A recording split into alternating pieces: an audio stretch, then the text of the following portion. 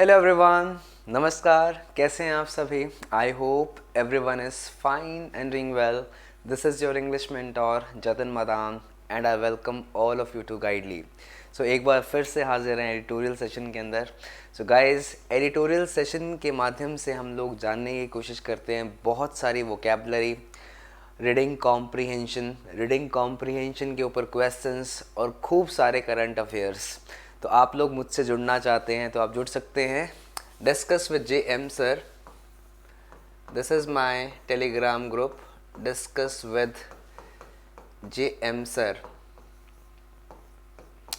Without space.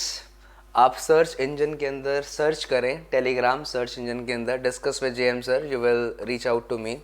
तो without wasting any time हम लोग शुरू करते हैं आज के एडिटोरियल को। सो गाइज, ये एडिटोरियल है, हेडिंग देख सकते हैं, फ्री ऑफ गिल्ट, यानी कि गिल्ट से मुक्ति, दोष से मुक्ति। ऑन द एग्जॉनरेशन, एग्जॉनरेशन का मतलब रिहाई होता है, एक्विटल होता है, ACQUITTAL, रिहाई। किसकी रिहाई की बात हो रही है? ऑफ फॉर्मर, फॉर्मर का मतलब भूतपूर्व Delhi university professor GN Sai Baba and 5 others. तो GN साई बाबा के साथ साथ 5 और उनकी रिहाई के कॉन्टेक्स्ट में ये आपका एडिटोरियल है। साई बाबाज एक्विटल, एक्विटल का मतलब है एक्सोनरेशन, जो उनको रिहा किया गया। अंडरस्कोर्स, इसका मतलब एम्फेसाइज करता है, emphasizes, emphasizes that there can be no guilt by mere association. केवल और केवल एसोसिएशन से, केवल और केवल संबंध रखने से गिल्ट साबित नहीं होता। तो गिल्ट नहीं होता, गिल्ट का मतलब दोष नहीं होता है। I hope it is clear to you. तो हम देखेंगे एक्चुअल में कॉन्टेक्स्ट क्या है। तो ये हेडिंग थी, और हेडिंग के बाद में अब हम करने जा रहे हैं वोकैबुलरी, जैसा कि हम डेली डिस्कस करते हैं। तो सबसे पहले हम देखेंगे पैराग्राफ के अंदर वोकैबुलरी क्या क्या आई है। पहला वर्ड एक्सोनरेशन है। इसका मतलब मैं आपको बता चुका हूँ कि किसी को एब्जॉल्व करना, एक्विट करना, राइट, किसी को रिहा कर देना, ब्लेम मुक्त कर देना, उसे बोलते हैं exoneration. It refers to the act of officially absolving और clearing someone from the blame, right. Guilt और responsibility particularly in a legal context, legal context के अंदर रिहाई जो दी जाती है उसे आप एक्सोनरेशन कहते हैं। सिनोनिम्स हैं विंडिकेशन, एब्सोल्यूशन और एक्विटल। एंटोनिम्स है कन्विक्शन यानी कि गिल्ट, गिल्ट का मतलब दोष, कंडेमनेशन, ये तीनों के तीनों इसके सिनोनिम्स हो जाएंगे। एक सेंटेंस आपके सामने है, तो देखिए, after years of being wrongfully imprisoned, क्योंकि काफ़ी सालों के तक वो रॉन्गफुली इम्प्रिजन्ड था, उसे जेल में बंद किया गया था, जबकि वो यू कैन से कि ब्लेम फ्री था।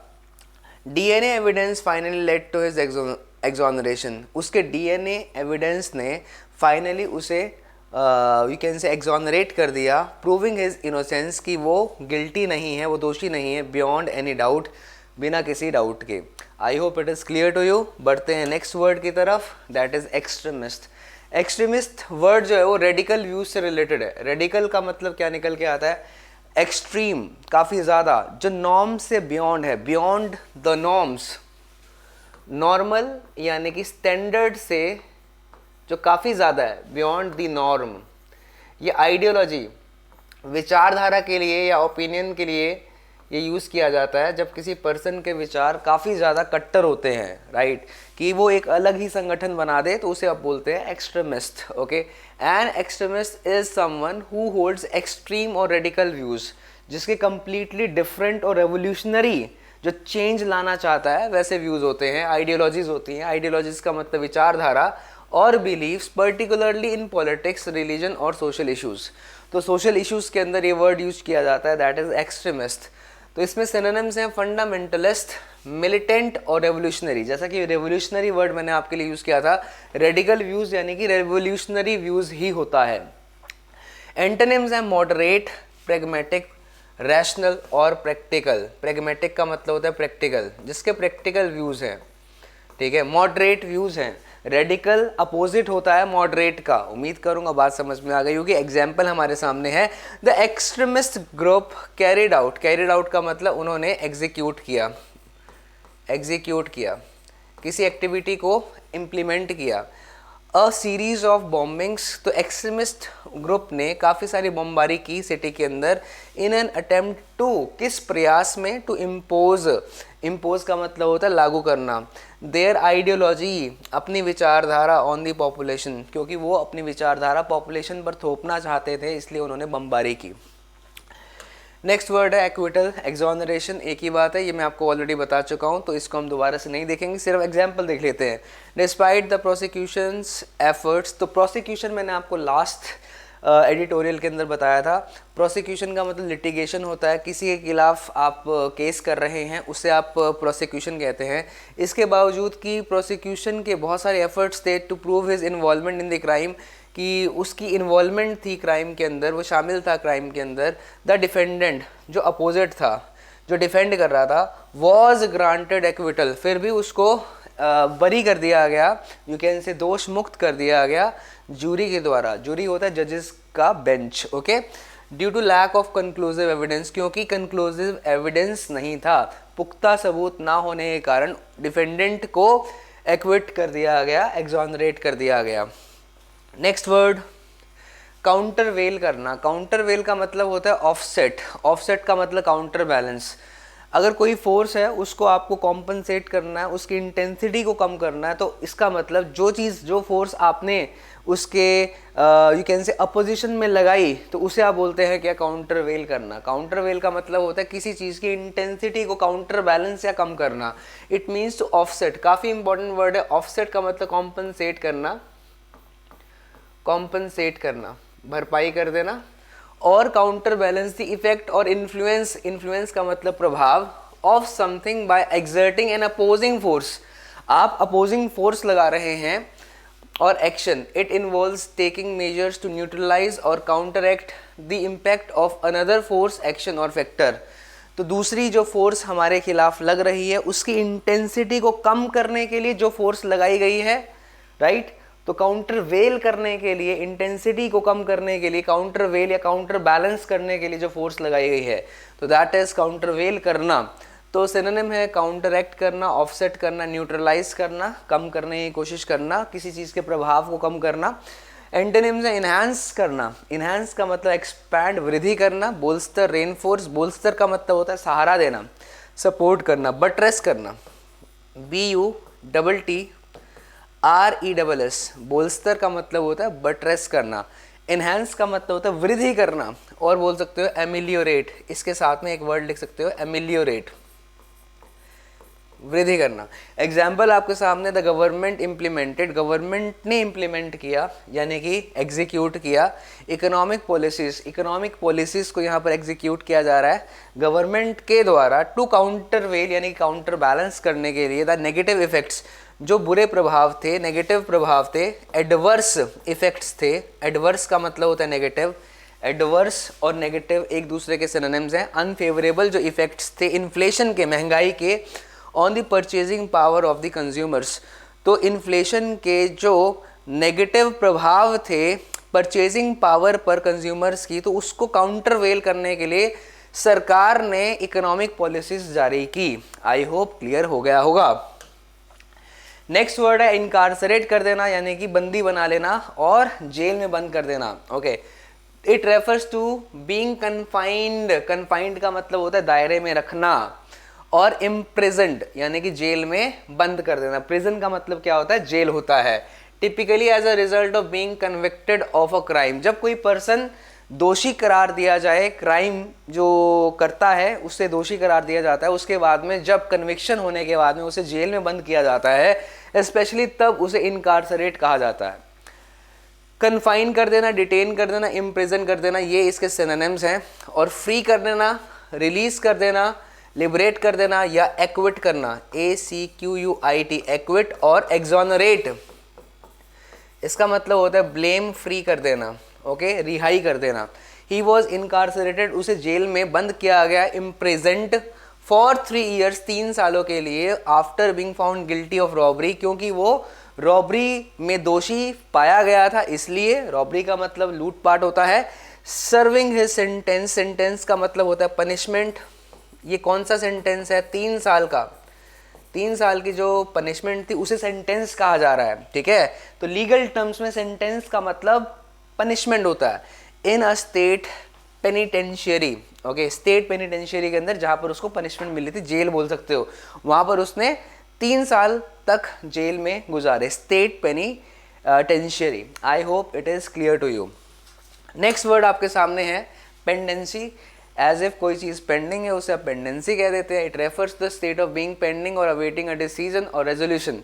जब कोई चीज़ वेट की जा रही है, जब कोई डिसीजन पेंडिंग होता है, उस स्थिति को, उस स्टेट को आप पेंडेंसी कहते हैं। Specially in a legal context. तो लीगल कॉन्टेक्स्ट की बात हो रही है, लीगल यू कैन से संदर्भ की बात हो रही है। लीगल संदर्भ में पेंडेंसी का अर्थ निकल के आता है कोई चीज़ पेंडिंग है, कोई डिसीजन अभी पेंडिंग है। तो पेंडिंग अनरिजॉल्व्ड यानी कि किसी चीज़ का सोल्यूशन नहीं हुआ है, undecided, that is pending. And antonyms we have got a resolved, settled or concluded. We have got example the pendency of the court. जो कोर्ट की पेंडिंग डिसीजंस हैं, केस हैज़ caused uncertainty, इससे अनिश्चितता आ गई है among the parties, पार्टीज के बीच में, involved as they await. Await के साथ में आप कभी भी फोर का यूज़ नहीं किया करते हैं, ये मैं आपको एक्सप्लेन करता हूँ। एज दे अवेट द जज रूलिंग ऑन द मैटर। तो कि यहाँ पर अभी तक पेंडेंसी है केस के अंदर, तो इससे पार्टीज़ में क्या आ गई है, अनसर्टेनिटी आ गई है, क्योंकि वो वेट कर रहे हैं, पार्टीज़ वेट कर रही है जज की रूलिंग का इस मैटर पर, इस संदर्भ में। तो गाइज मैं आपको ये बता रहा था कि वेट के साथ में तो फोर लगाते हो, पर अवेट के साथ में कभी फोर का यूज़ नहीं करते हो। फॉर एग्जाम्पल इफ आई से I was waiting for you,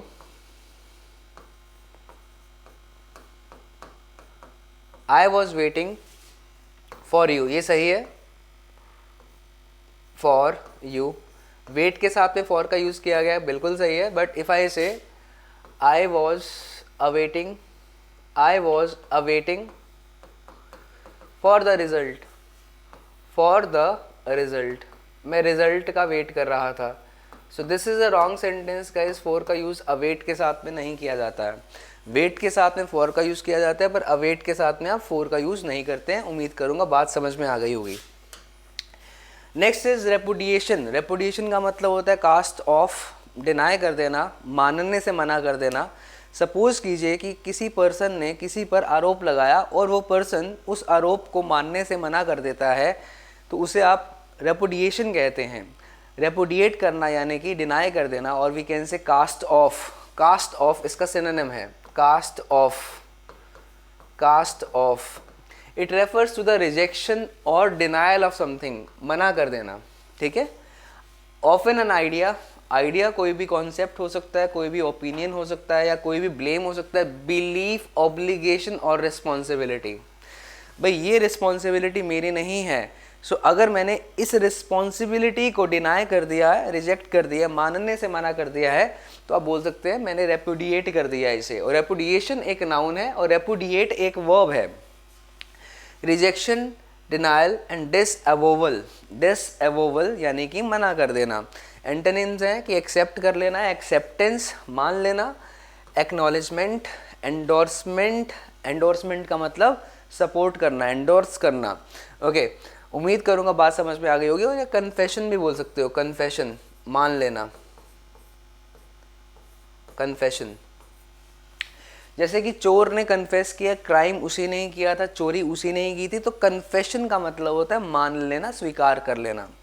the government's repudiation of the treaty, treaty का मतलब होता है कोई भी संधि, एग्रीमेंट, तो गवर्नमेंट ने मना कर दिया है ट्रीटी को। स्पार्क्ड, इससे ट्रिगर हो गई, स्पार्क का मतलब ट्रिगर कर देना, ठीक है, ट्रिगर, इट ट्रिगर्ड। और वी कैन से क्या, भड़क गया, ट्रिगर का मतलब भड़का देना, इससे भड़क गया। डिप्लोमेटिक टेंशंस आ गई है, कूटनीतिक टेंशंस, कंफ्यूजन पैदा हो गया है विद द नेबरिंग कंट्री, जो नेबरिंग कंट्री है उसके साथ, क्योंकि गवर्नमेंट ने ट्रीटी को रेपुडिएट कर दिया है, एक्सेप्ट करने से मना कर दिया है, इसलिए डिप्लोमेटिक टेंशन स्पार्क हो गई हैं और वी कैन से ट्रिगर हो गई हैं। ट्रिगर का मतलब भड़क जाना, प्रोवोक हो जाना।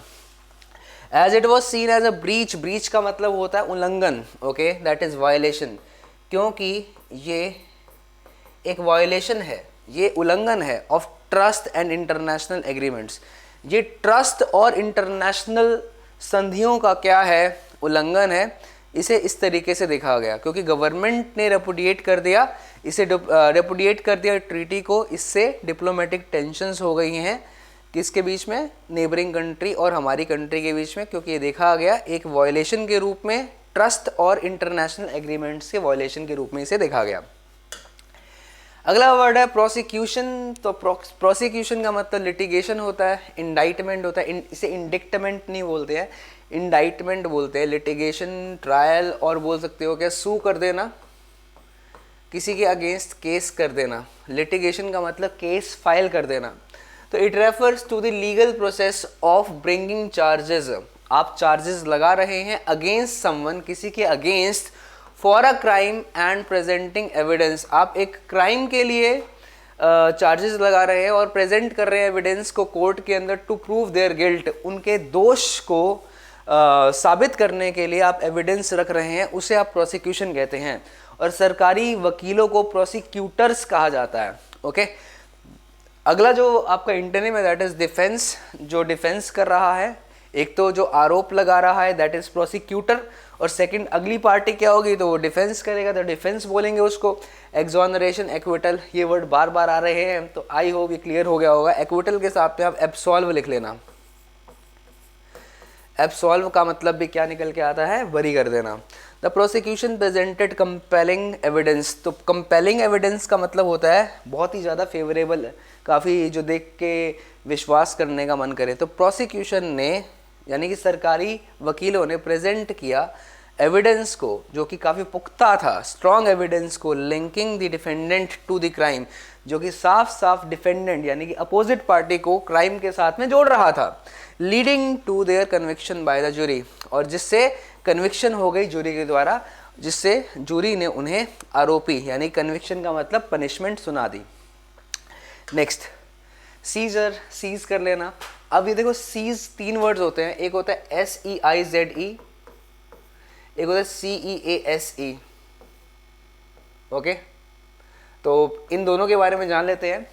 तो सीज का मतलब होता है कन्फिस्केट करना, जब्त कर लेना, और सीज का मतलब होता है स्टॉप। अब इंजन सीज हो गया है, ऐसा बोला जाता है।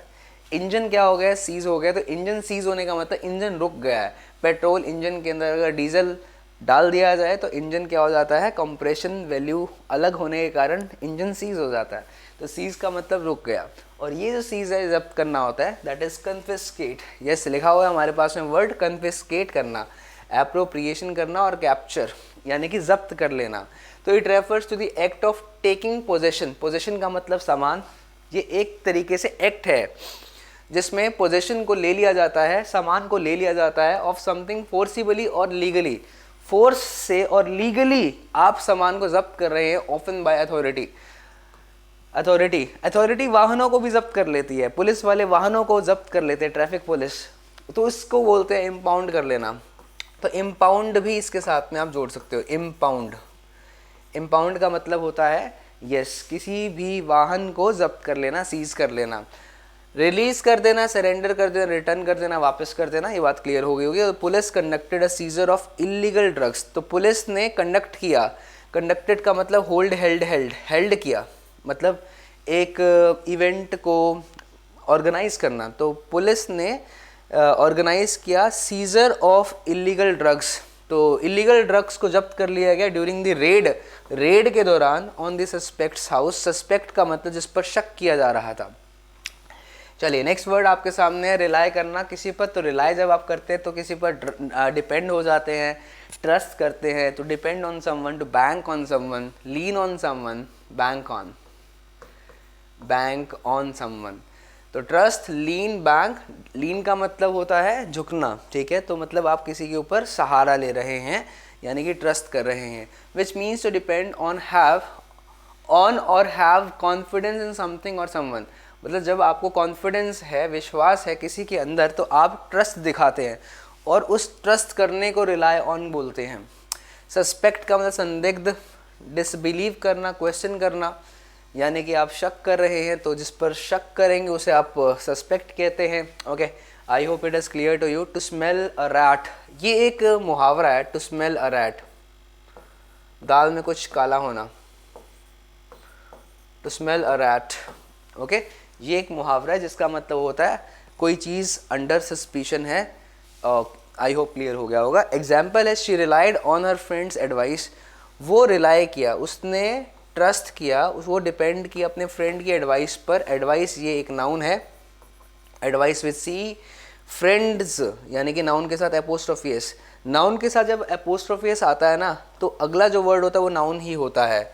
व्हेन मेकिंग इंपॉर्टेंट डिसीजंस, तो वो ट्रस्ट करती थी, वो निर्भर करती थी अपनी फ्रेंड की एडवाइस पर, अपने फ्रेंड की सजेशन पर, जब वो इम्पॉर्टेंट डिसीजंस लिया करती थी। टू मेक अ डिसीजन एक फ्रेज है, make decisions are made. I hope it is clear to you. Next है कॉन्स्पिरेसी यानी कि षड्यंत्र रचना। To hatch a plot, to hatch a plot यानी कि कॉन्स्पिरेसी रचना। टू हैच अ प्लॉट ये एक फ्रेज है जो कि कॉन्स्पिरेसी के लिए यूज़ किया जाता है। It refers to a secret plan, एक संदिग्ध प्लान है, एक सीक्रेट प्लान है और एग्रीमेंट है made by a group of people. बहुत सारे लोग जब मिल करके एक सीक्रेट प्लान बनाते हैं। टू कमिट एन अनलॉफुल, जब कोई अनलॉफुल एक्टिविटी को अंजाम दिया जाता है या हार्मफुल और इलीगल एक्ट को अंजाम देने के लिए जब बहुत सारे लोग मिली भगत करते हैं उसे कॉन्स्पिरेसी कहते हैं। Typically with the intent to deceive, deceive का मतलब है धोखा देना। स्विंडल, स्विंडल वर्ड आप इसके साथ में लिख लेंगे, डिसीव के साथ में स्विंडल लिख देंगे। और डिफ्रॉड अदर्स, दूसरों को धोखा देने के लिए जब बहुत सारे लोग इकट्ठे होकर के कोई प्लान बनाते हैं उसे आप कॉन्स्पिरेसी कहते हैं। मिली भगत को एक और शब्द से जाना जाता है, दैट इज कोल्यूजन। हाँ, एक और वर्ड भी होता है कोलिजन। कोलिजन का मतलब होता है टकराव। ये टकराव है, ये एक अलग वर्ड है, पर ये कोल्यूजन है यानी कि to hatch a plot. Plot देखा, ये वर्ड आ गया। तो प्लॉट का मतलब क्या होता है? कॉन्स्पिरेसी होता है, इंट्रिग। आई होप क्लियर हो गया होगा। इसके साथ में जोड़ सकते हैं tacit consent, TACID, tacit consent, मिली भगत रखना। ओके, अगला वर्ड है एंटोनिम यानी कि ट्रांसपेरेंसी। तो कोल्यूजन का अपोजिट हो जाएगा पारदर्शिता, openness, honesty, rectitude, rectitude RECTITUDE, rectitude, allegiance, sincerity, sincerity. ये सारे के सारे वर्ड्स क्या हुए गाइस? ये एक दूसरे के सिनोनिम्स हुए। एग्जाम्पल हमारे सामने, द अथॉरिटीज अनकवर्ड, अथॉरिटीज ने खुलासा किया, एक्सपोज्ड। अनकवर्ड का मतलब है एक्सपोज कर देना।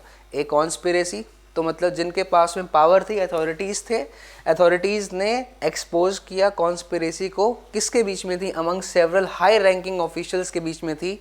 टू एम्बेजल, एम्बेजल फंड्स यानी कि मिस एप्रोप्रिएट फंड्स, फंड्स का गबन, मिस एप्रोप्रिएट करना। फ्रॉम दी कंपनी, कंपनी से गबन किया फंड्स को, ठीक है।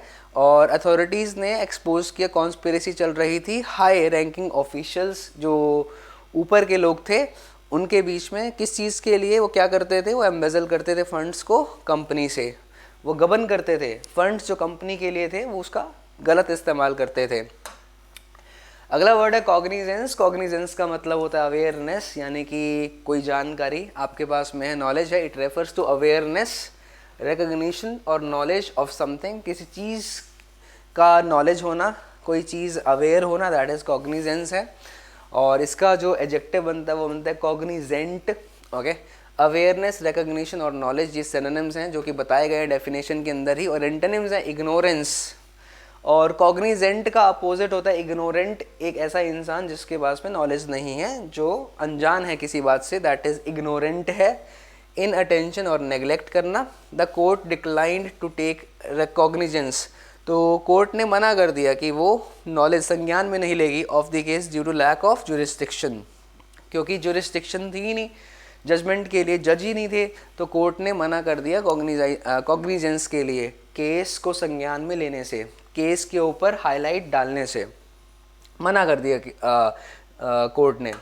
Next is adhere. अडेयर का मतलब होता है अनुपालन करना, और we can say stick to rules, follow the rules, comply to rules. We can say stick to, attach, abide. Abide के साथ में बाय का यूज़ किया जाता है, कंप्लाई के साथ में विद लगाते हैं, comply with, conform to, conform to, adhere के साथ भी to का यूज़ किया जाता है. It means to stick firmly to something. मतलब आप चिपक गए हैं किसी चीज़ से, एज इफ कि सामने वाली चीज़ क्या है, रूल के रूप में देखी जा रही है. आइदर फिजिकली और मेटाफोरिकली. ओके, या तो आप फिजिकली आप चिपक रहे हैं या कॉन्टेक्चुअली संदर्भ में चिपक रहे हैं. मतलब कि किसी ओपिनियन को आपने फंडामेंटल घोषित कर दिया है, आप उससे बिल्कुल चिपक गए हैं, उसके अकॉर्डिंग चल रहे हैं. It implies maintaining loyalty. इसका मतलब होता है कि आप लॉयल हैं, आप लॉयल्टी को मेंटेन कर रहे हैं, वफादारी को मेंटेन कर रहे हैं. सपोर्ट और commitment to a particular belief. जैसा कि मैंने आपको बताया, किसी चीज़ को रूल ही मान लेना, प्रिंसिपल और कोर्स ऑफ एक्शन. तो ये सिनोनिम्स हो गए, डिटैच, सेपरेट और अबेंडन, ये इसके एंटोनिम्स हो जाएंगे. और इसको आप वायलेट भी बोल सकते हो, ब्रीच भी बोल सकते हो. उल्लंघन करना, ब्रीच, वायलेट, उल्लंघन करना. Flout, FLOUT, flout. ये वर्ड्स आप देख सकते हैं, ब्रीच है, वायलेट है और फ्लाउट है. इन सब का मतलब निकल के आता है, बोलो क्या? इनका मतलब होता है उल्लंघन करना. She always adhere to her ethical principles. वो हमेशा अपने मोरल प्रिंसिपल्स, एथिकल यानी कि मोरल, ठीक है, प्रिंसिपल सिद्धांतों के साथ में चलती थी. Even in challenging situations. Challenging का मतलब है डिफ़िकल्ट. चाहे जितनी मर्जी डिफ़िकल्ट सिचुएशंस क्यों ना हो, पर वो हमेशा अपने एथिकल प्रिंसिपल्स के अनुसार चलती थी. She always adhered to. Adhere के साथ में आप टू का यूज़ करते हैं. नेक्स्ट, हेस्ट का मतलब होता है जल्दी करो. Make haste, we are getting late. जल्दी कीजिए, हमें देर हो रही है. Make haste. हेस्ट एक नाउन है. It refers to excessive speed और अर्जेंसी इन एक्शन. कि किसी काम को जल्दी करना है तो उसे आप हेस्ट के रूप में बताते हैं. ऑफन रिजल्टिंग इन केयरलेस और इम्पल्सिव बिहेवियर. इम्पल्सिव का मतलब होता है थॉटलेस. थॉटलेस, जब बिहेवियर थॉटलेस हो जाता है, मतलब आप किसी चीज़ को रेकलेसली कर रहे हैं, बिना सोचे समझे जल्दबाजी में कर रहे हैं, मतलब इससे जो रिजल्ट आता है बहुत ज़्यादा रेकलेस आता है, थॉटलेस रिजल्ट आता है. जल्दीबाजी हमेशा ख़राब ही करती है सिचुएशन को. सिनोनिम्स हैं रश, प्रॉम्प्टनेस और स्विफ्टनेस. जल्दी जल्दी करना किसी चीज़ को. स्विफ्ट का मतलब तेज़, तेज़ी, और डिले करना स्लोनेस, कॉशन, और बोल सकते हो प्रोक्रेस्टिनेशन. प्रोक्रेस्टिनेट का मतलब होता है किसी चीज़ को देर से करना, डिले करना, that is procrastination. In her haste to catch the train, मतलब जल्दबाजी में, ट्रेन को कैच करने की जल्दबाजी में. She forgot her wallet at home. वो अपने वॉलेट को, अपने बटुए को घर पर ही छोड़ आई. आई होप क्लियर हो गया होगा. नेक्स्ट वर्ड है फ्लिम्जी. फ्लिम्जी का मतलब होता है बहुत ही ज़्यादा कमज़ोर. Flimsy is rickety. Delicate, fragile, unsubstantial. Rickety, कमज़ोर होना. रिकेट की बीमारी होती है, रिकेट्स नाम की बीमारी है, तो रिकेटी क्या हो जाएगा? कमज़ोर हो जाएगा. फ्लिम्जी, फ्लिम्जी का मतलब हो गया कमज़ोर. It describe something that is week, thin और ईजीली डैमेज्ड. वल्नरेबल आप लिख सकते हैं इसके साथ में, ससेप्टिबल टू अटैक. वल्नरेबल, ठीक है, जिस पर अटैक करना बहुत आसान है, दैट इज़ फ्लिम्जी है वो. It can also refer to something that lacks solidity और सब्सटेंस, ऑफन इम्प्लाइंग फ्रेजिलिटी और इनसब्सटेंशियलिटी. मतलब कि कोई चीज़ स्ट्रॉन्ग नहीं है, कमज़ोर है, बस यही बताने की कोशिश कर रहा है, वो फ्लिम्जी है. स्टर्डी, रोबस्ट और स्ट्रॉन्ग, इसका मतलब होता है ताकतवर. The tent collapsed. टेंट ढह गया, गिर गया. डिमोलिश हो गया. कोलैप्स का मतलब गिर जाना, ढहल जाना. डिमोलिश और क्रम्बल. क्रम्बल ये किसके सिनोनिम्स हो जाएंगे? ये कोलैप्स के सिनोनिम्स हो जाएंगे. In the strong wind, strong wind में, due to flimsy construction, flimsy construction के कारण, क्योंकि जो कंस्ट्रक्शन थी वो कमज़ोर थी. चलिए गाइस, तो अब हम लोग आ गए हैं अपने पैराग्राफ पर फिर से. तो हेडिंग हमारे सामने ही है, फ्री ऑफ गिल्ट ऑन एक्सोनरेशन, मतलब गिल्ट से मुक्ति मिल गई है. किस पर कहा गया ये एक्सोनरेशन यानी कि रिहाई? फॉर्मर दिल्ली यूनिवर्सिटी के प्रोफेसर थे GN साई बाबा और 5 अदर्स उनके साथ में. तो उनकी रिहाई के ऊपर बोला गया कि उन्हें गिल्ट से मुक्ति मिल गई है, यानी कि दोष से मुक्त कर दिया गया है. साई बाबाज एक्विटल अंडरस्कोर का मतलब एम्फेसाइज करना, हाईलाइट करना, that there can be no guilt by mere association, कि सिर्फ और सिर्फ एसोसिएशन है, अगर आपका किसी संगठन के साथ में एसोसिएशन है, इससे गिल्ट साबित नहीं हो जाता, इससे दोष साबित नहीं होता. तो पढ़ते हैं इस पैराग्राफ को. The exoneration of acquittal of former Delhi university professor G N. Sai Baba and 5 others. तो कुल मिला के 6 लोगों को रिहा कर दिया गया। किस चीज़ से? Of the charge. तो गाइज ये ऑफ जो लिखा है ये एक्सोनरेशन के लिए लिखा गया है, the exoneration of the charge, okay, of having Maoist links, कि उनके माओवादियों से लिंक्स थे। एक्सपोजेज, ये साफ साफ दिखाता है द प्रैक्टिस ऑफ, प्रैक्टिस का मतलब होता है लगातार किसी चीज़ को करना, ऑफ इन्वोकिंग, इन्वोकिंग का मतलब यूजिंग यहाँ पर, स्ट्रिंजेंट का मतलब स्ट्रिक्ट, सख्त, आप सख्त लॉज जो कि बेस्ड है nothing more than a person's likely association with और सिंपथी फॉर एक्सट्रीमिस्ट ग्रुप्स। तो जो एक्सट्रीमिस्ट ग्रुप से संबंध रखता है, सिर्फ और सिर्फ इतनी सी बात कि वो संबंध रखता है, ये इतना ज़्यादा स्ट्रिंजेंट लॉज को यूज़ करके बेसिकली प्रैक्टिस की जा रही है, ये साफ साफ दिखाता है कि उनका जो एक्सोनरेशन है कि वो माओस लिंक्स, माओस के साथ में, माओवादियों के साथ में इन 6 लोगों का लिंक था। ये साफ साफ दिखाता है कि एक्चुअली कितना ज़्यादा स्ट्रिक्ट कानूनों को प्रैक्टिस किया जाता है आज भी, ओके, कि उनका एसोसिएशन है, सिंपथी है, मतलब वो संवेदनशील है, बहुत ही ज़्यादा संवेदना दिखाते हैं एक्सट्रीमिस्ट ग्रुप्स को। एक्सट्रीमिस्ट का मतलब रेडिकल ग्रुप्स, ये मैंने आपको बताया था जब हमने फर्स्ट वर्ड किया था। देयर एक्विटल, उनकी रिहाई by the Bombay High Court, Bombay High Court के द्वारा, इज़ नोटेबल, नोटेबल का मतलब इम्पॉर्टेंट है, for giving full meaning to the procedural safeguards, safeguards का मतलब प्रोटेक्शन। तो ये एक प्रोटेक्शन को दिखाती है, दैट काउंटर वेल, एक प्रोटेक्शन जो कि काउंटर वेल करती है, जो काउंटर बैलेंस करती है या ऑफसेट करती है, कंपनसेट करती है the stringency of the unlawful activities prevention act, UAPA act की सख्ताई को वो काउंटर बैलेंस करती है। बॉम्बे हाई कोर्ट की रिहाई ये साफ साफ दिखाती है कि यहाँ पर सेफ गार्ड किया गया है, मतलब प्रोटेक्ट किया गया है, किसके माध्यम से? स्ट्रिंजेंसी मतलब कि सख्ताई, अनलॉफुल एक्टिविटीज़ की जो सख्ताई है उसको काउंटरवेल करने के लिए उन लोगों को क्या करता है? प्रोसीजरल सेफ गार्ड्स यानी कि प्रोटेक्शन प्रोवाइड करता है, मतलब उनको रिहा कर दिया गया ना, तो इसलिए साफ साफ पता लगता है UAPA के खिलाफ ये क्या है? काउंटर बैलेंस किया गया क्या है? सेफ गार्ड है। इट ऑल्सो शाइन्स, ये शाइन करता है, अ लाइट मतलब ये हाईलाइट करता है किसी चीज़ को, on the bail denying features of the law, ये बेल डिनाइंग फीचर्स को, जो बेल को डिनाई करता है, फीचर्स को हाईलाइट करता है लॉ के, that allows the state to imprison suspects, जो कि अलाउ करता है स्टेट्स को कि वो सस्पेक्ट्स को, जिन पर शक किया जा रहा है, उनको जेल में बंद कर दें फॉर लॉन्ग ईयर्स, लंबे सालों के लिए, इवन दो, हालांकि जो एविडेंस है बैकिंग, सपोर्टिंग, बैकिंग का मतलब supporting their arrest is doubtful, अभी जो एविडेंस है वो डाउटफुल है, पर फिर भी स्टेट जो है वो सस्पेक्ट्स को प्रिजन में डाल सकती है। तो बेसिकली यहाँ पर ये जो UAPA एक्ट है ये साबित करता है कि अगर किसी पर्सन के ऊपर शक है ना कि उसका अनलॉफुल एक्टिविटीज़ के अंदर हाथ हो सकता है, तो सिर्फ शक के बुनियाद पर ही उसे क्या कर रहा है, उसे जेल में बंद किया जा रहा है। और फ्लिम्जी का मतलब क्या होता है? वीक, यानी कि डाउटफुल। अगर अभी भी एविडेंस क्या है, अरेस्ट के लिए जो एविडेंस मिला है वो डाउटफुल है, फिर भी उनको काफ़ी लंबे सालों के लिए इम्प्रिजन कर देता है, मतलब कि उन्हें जेल में बंद किया जा सकता है। ये एक्ट के ऊपर क्या करता है? शाइन करता है, हाईलाइट करता है। भाई ये तो गलत बात हो गई ना कि अगर अभी ट्रायल्स होने बाकी हैं या कोई पुख्ता सबूत नहीं है किसी के खिलाफ, फिर भी आप उस पर्सन को जेल में बंद कर रहे हैं, तो ये इस चीज़ के ऊपर भी क्या करता है? हाईलाइट करता है।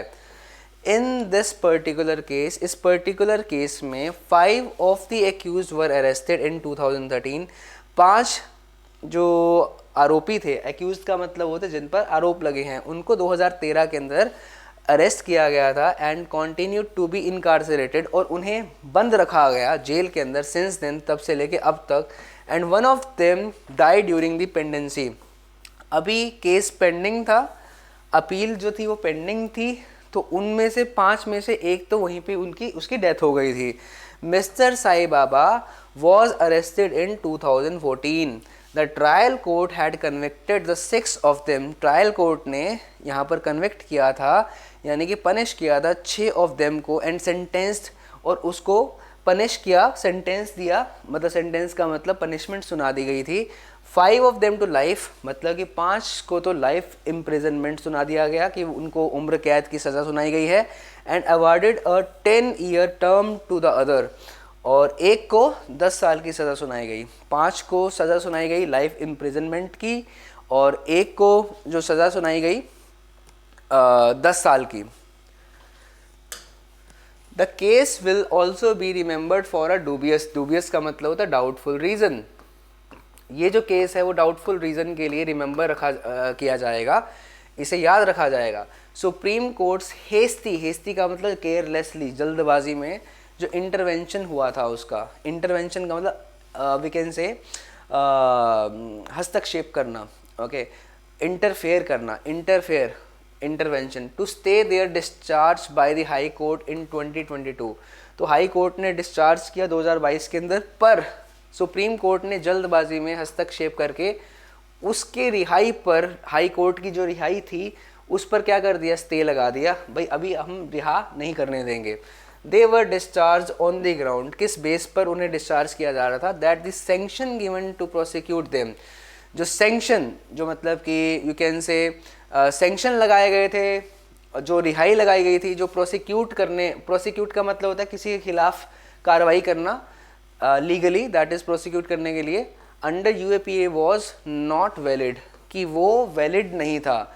जो रीज़न दिए गए थे यूएपीए के एक्ट के अकॉर्डिंग उन्हें जो बंद कर रहे थे जेल के अंदर, वो रीज़न सही नहीं थे, दैट इज़ वाई वो वैलिड नहीं थे, इसलिए उन्हें डिस्चार्ज किया जा रहा था। पर सुप्रीम कोर्ट ने इंटरवीन किया, हस्तक्षेप किया और उनकी डिस्चार्ज पर स्टे लगा दिया। But N apex court, apex का मतलब होता है सुप्रीम कोर्ट की बात कर रहे हैं, bench sat the very next morning, अगले ही दिन, वेरी का मतलब क्या निकल के आया, अगले ही दिन, ये एक्सेंचुएट कर रहा है, ये इम्फेटिक एडजेक्टिव है, अगले ही मॉर्निंग अ सैटरडे, जो सैटरडे था, टू स्टे दी ऑर्डर, इस ऑर्डर पर क्या कर दिया गया, स्टे लगा दिया गया कि ये ऑर्डर पास नहीं किया जाएगा, इनको डिस्चार्ज नहीं किया जाएगा। And later directed to the high court, और फिर डायरेक्शंस दी हाई कोर्ट को to pass a fresh judgment on merits, तो मेरिट्स को देख करके फ्रेश जजमेंट को पास करो, आप ऐसे रिहा नहीं कर सकते। Many have question the haste, बहुत सारे लोगों ने क्वेश्चन किया इस हेस्ट को, इस जल्दबाजी को, with which the benefit of discharge was reversed, जिससे बेनिफिट ऑफ डिस्चार्ज जो था वो रिवर्स कर दिया गया, ओके, जो डिस्चार्ज हो रहा था उसे रिवर्स कर दिया गया था। I hope it is clear to you. The latest judgment is a complete repudiation of the prosecution case, जो अभी अभी जजमेंट आया है वो डिनायल है, वो मना कर रहा है, वो रिजेक्ट कर रहा है प्रोसिक्यूशन केस को, holding that the seizure effected from the accused was not provided, क्योंकि जो सीजर था, इफेक्टेड का मतलब जो एकम्प्लिश, देखो इफेक्टेड ये एक एडजेक्टिव है, इसका मतलब है जो कंप्लीट किया गया, एकम्प्लिश किया गया, पूरा किया गया। जो seizure effected from the accused it was not proved, ये प्रूव ही नहीं किया गया, मतलब कि वो जो उनको जेल में बंद किया गया था, उनका जो संबंध था माओइस्ट के साथ में लिंक था, वो अभी तक प्रूव नहीं किया गया था। तो इस चीज़ को, जजमेंट जो थी वो रेपुडिएट कर रही थी इस प्रोसिक्यूशन केस को, कि सरकारी चीज़ें ये प्रूव नहीं कर पाई हैं, एविडेंस प्रूव नहीं कर पाए हैं कि उनका कोई संबंध था माओइस्ट ग्रुप से। The material relied upon by the state was inadequate, जो मटेरियल यानी कि एविडेंस था वो इनएडिक्वेट था, and that there was nothing to link the accused with any terrorist act, तो ना ही आप एक्यूज को, आरोपियों को, उन 6 लोगों को जिनको बंद किया गया था जेल के अंदर, उनका कोई टेररिस्ट एक्टिविटी के साथ में संबंध था, कॉन्स्पिरेसी और membership of any Maoist organisation, मतलब कि कोई भी ऐसा मटेरियल नहीं था, कोई भी ऐसा एविडेंस नहीं था जो कि स्टेट जिसके ऊपर रिलाय कर करके उन पर आरोप लगा पाती, यानी कि वो सारी चीज़ें क्या थी, इनएडिक्वेट थी। इट ऑल्सो फाउंड दैट, जो इसने ये भी बताया, जो सेंक्शन दिया गया था given under UAPA of the 5 of the accused was invalid, जो सेंक्शन लगा दिया गया था, मतलब उनको जेल में बंद करने की जो अनुमति दी गई थी, that was invalid because the report of the, जो रिपोर्ट आई थी of the authority meant to review material against them independently was just a green signal for their prosecution, जो रिपोर्ट आई थी वो तो सिर्फ एक ग्रीन सिग्नल था उनकी प्रोसिक्यूशन के लिए। और जो मटेरियल मिला था अगेंस्ट देम इंडिपेंडेंटली, राइट, जो मटेरियल मिला था यानी कि जो एविडेंस मिला था वो तो सिर्फ एक ग्रीन सिग्नल था उनकी प्रोसिक्यूशन के लिए कि उन पर कोई सरकारी कार्रवाई की जा सके। Containing no discussion on the nature, उस पर कोई भी डिस्कशन नहीं किया गया, एविडेंस के नेचर के ऊपर कोई डिस्कशन नहीं किया गया।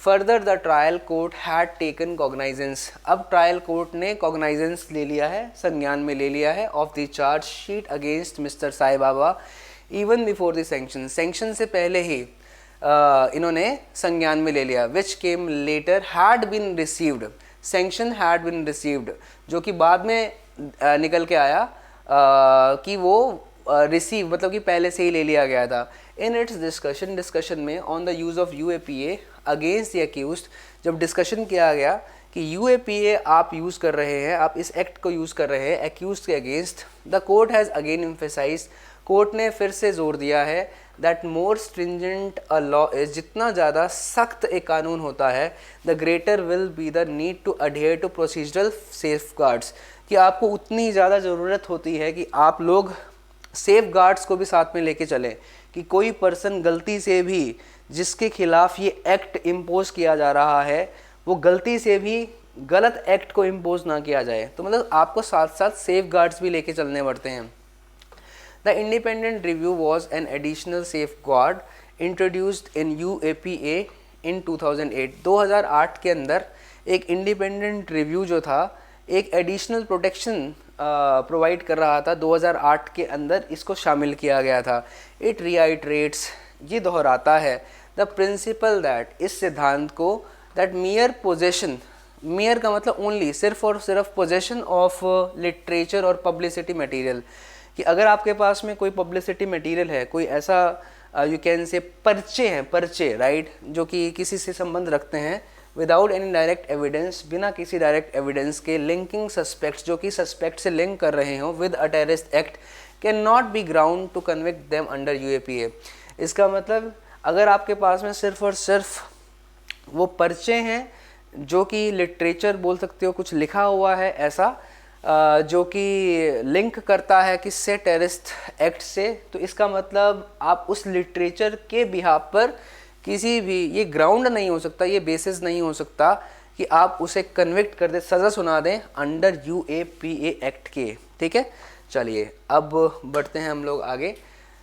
तो हमारे सामने यहाँ पर जो देख पा रहे हैं, this is the question, what does the exoneration of former Delhi university professor GN Sai Baba and 5 others highlight regarding the use of stringent laws like the Unlawful Activities Prevention Act। तो कौन कौन सी जो चीज़ें हैं वो हाईलाइट करती हैं, मतलब एक्सोनरेशन क्या हाईलाइट करता है?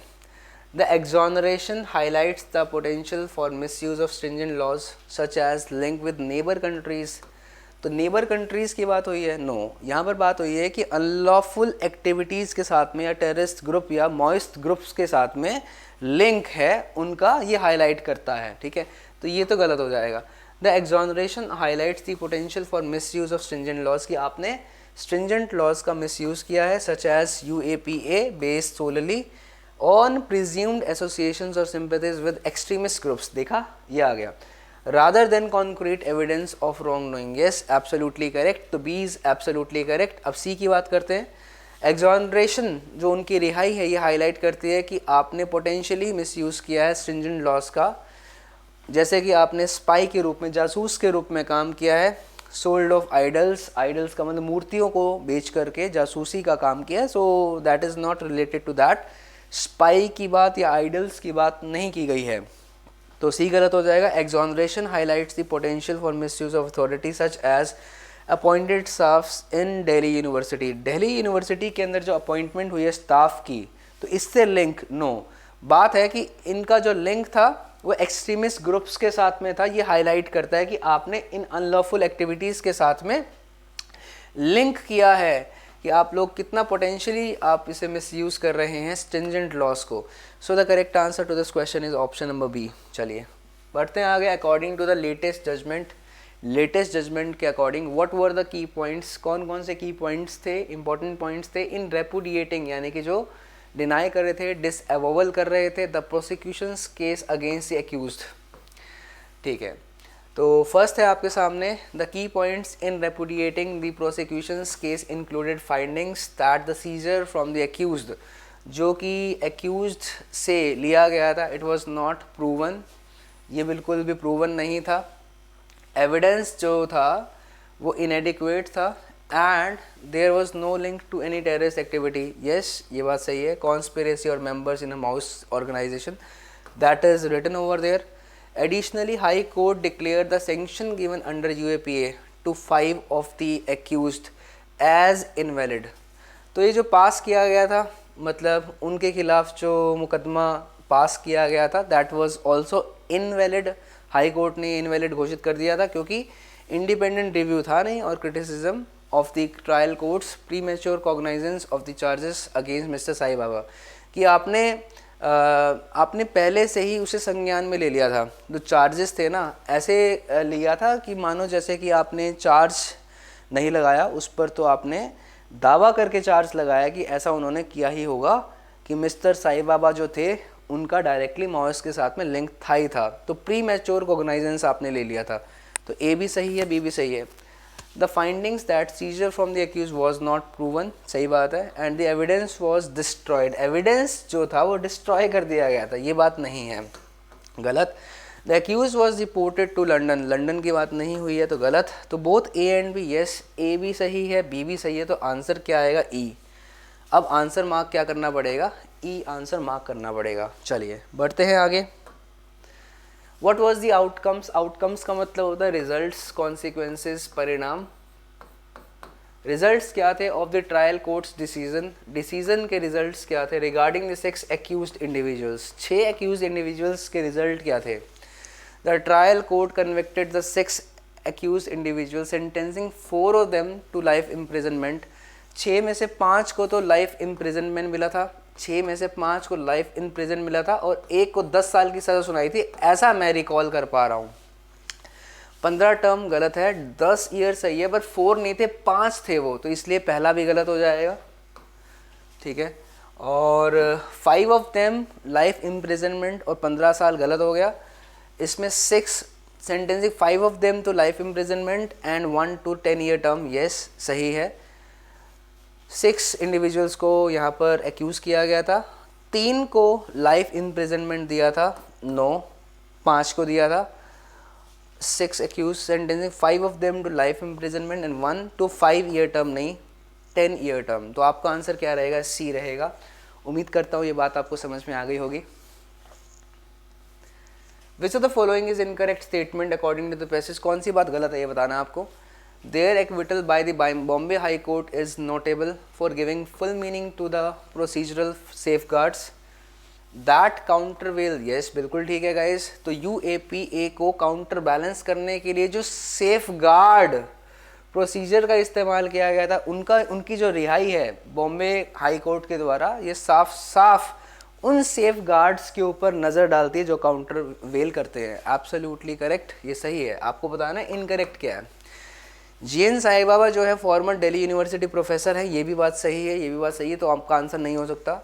Without any direct evidence linking suspects with a terrorist act can not be a ground to convict them under UAPA, बिल्कुल सही है। आपके पास में एविडेंस तो है ही नहीं डायरेक्ट, तो आप लिंक कैसे कर सकते हो? This can not be the ground to link them or to convict them under UAPA, तो ये भी सही है। In the particular case 5 of the accused were arrested in 2013, okay, 2 of them died during pendency of the appeal. तो 5 को तो आप 2013 में अरेस्ट किया गया था और 1 को 2014 में अरेस्ट किया गया था, और 2014 में अरेस्ट किन को किया गया था? वो साई बाबा को किया गया था। So we can say that कि डी भी सही है, पर 2 की डेथ नहीं हुई थी, 1 की डेथ हुई थी पेंडेंसी के दौरान, जब अभी कोर्ट का ट्रायल पेंडिंग था, उनको सज़ा सुनाई जानी बाकी थी, इस दौरान ही उसकी डेथ हो गई थी। चलिए एरर बताना है। मैनी हैव क्वेश्चन, बहुत सारे लोगों ने क्वेश्चन किया था, haste with which the benefit to discharge was reverse. तो जिस तरीके से जल्दबाजी की गई थी, जिसकी वजह से जो बेनिफिट ऑफ डिस्चार्ज था, बेनिफिट टू नहीं होता, बेनिफिट ऑफ होता है, वो रिवर्स कर दिया गया था। तो आपका आंसर जो रहेगा वो सी रहेगा। सी में गलती थी, बेनिफिट टू डिस्चार्ज नहीं, बेनिफिट ऑफ डिस्चार्ज। आपको बताना है एक्सोनरेशन का सिनोनिम क्या है। एक्सोनरेशन का मतलब एक्विटल होता है, कन्विक्शन तो अपोजिट हो गया, यानी कि किसी को कन्विक्ट कर दिया है, किसी को पनिश कर दिया है, ये गलत, ब्लेम कर दिया है। लाइबिलिटी रिस्पॉन्सिबिलिटी होती है, पनिशमेंट दे दी है, ये भी नहीं। विंडिकेशन का जस्टिफाई करना, और वी कैन से रिहा कर देना, तो we can say that C is the correct answer. Liability का मतलब होता है रिस्पॉन्सिबिलिटी।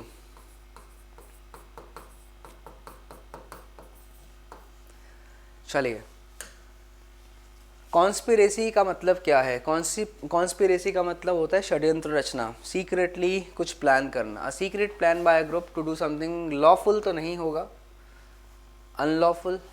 ओपन प्लान नहीं, सीक्रेट प्लान, तो ये भी गलत। By group to kill someone, गलत। To do something unlawful, yes, D is the correct answer. और ये अपोजिट बताना है आपको एस्पिरेंट्स इनकार्सरेटेड का, जेल में बंद कर देना यानी कि इम्प्रिजन्ड, ये इसका सिनोनिम है।